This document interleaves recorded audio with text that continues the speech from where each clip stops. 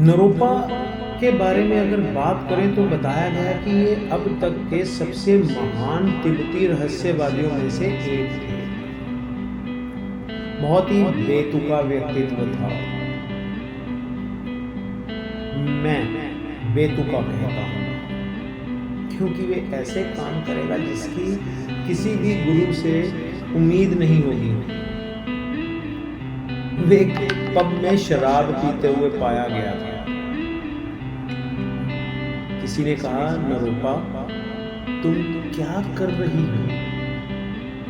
आप प्रबुद्ध हैं, आपने लक्ष्य प्राप्त कर लिया है और आप शराब पी रहे हैं। तो नरोपा सेड, ये एक खेल है। This is a game and when it is a game I do not care this way और दैट। ये तो एक खेल है और जब तक ये एक खेल है तो मुझे इस तरह या उस तरह की परवाह नहीं है। एक बार जब मुझे ये पता चल गया कि मैं भीतर से शाश्वत हूं तो इस शराब से क्या डर, क्यों डरे? मैं कहता हूं बेतुका, मैं सच में बेतुका कहता हूं, एक बेतुका व्यक्तित्व। लेकिन वह कह रहा है कि ये शराब है और शराब से जो कुछ भी बनता है वह एक सपना है। वह ये नहीं कह रहा कि ये वास्तविकता है। वह कह रहा है कि ये एक सपना है। नरोपा ने कहा कि मैं पक्ष या विपक्ष में जुनूनी नहीं हूं। ऐसा हुआ कि एक दोस्त ने मुझे आमंत्रित किया और मैं ना नहीं कहना चाहता था। एक मित्र ने मुझे आमंत्रित किया, उसके लिए ये सच है, मेरे लिए ये सपना है। लेकिन ये मेरे लिए सपना है, उसके लिए नहीं। तो क्यों परेशान है? ये उसके लिए कठिन है। नरोपा के बारे में ओशो ने एक किताब में लिखा है, द सुप्रीम डॉक्ट्राइन। एक किताब है जिसका शीर्षक है द सुप्रीम डॉक्ट्राइन। उसके 7वें अध्याय में है।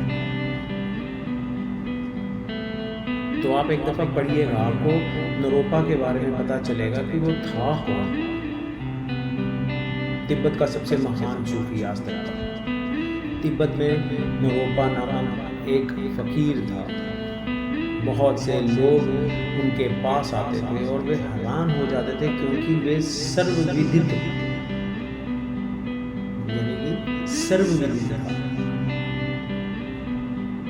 वे पूरी तरह से परमात्मा में विलीन हो गए और उन्होंने कभी नरोपा को भगवान का नाम याद करते नहीं सुना। नरोपा के शिष्य अक्सर उससे पूछा करते थे कि लोग कहते हैं कि आप परमात्मा में विलीन हो गए हैं, लेकिन आप भगवान को कभी याद कैसे नहीं करते?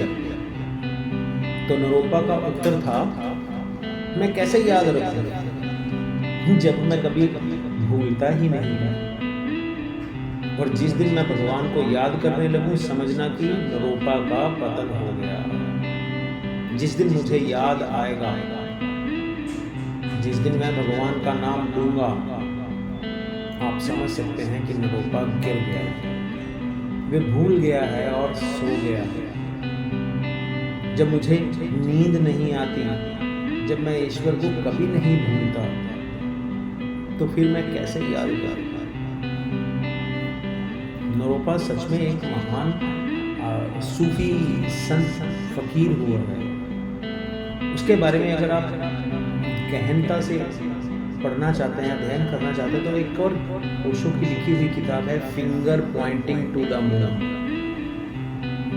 उसके 3रे अध्याय में नरोपा के बारे में ओशो ने लिखा है। मैंने जितना पढ़ा, मैंने कंक्लूजन करके एक छोटा सा पॉडकास्ट आपके लिए बना दिया कि नरोपा क्यों महान था। उसका मात्र एक लाइन में आंसर है कि वो परमात्मा में विलीन हो चुका था। बड़ा अच्छा निरूपा ने ही जवाब दिया कि मैं क्यों याद रखूं उसको, मैं क्यों याद करूं परमात्मा को। मैं जब भूलता ही नहीं तो मैं याद क्यों करूं, उनको हमेशा साथ रहता है। तो कितना अच्छा निरूपा ने जवाब दिया।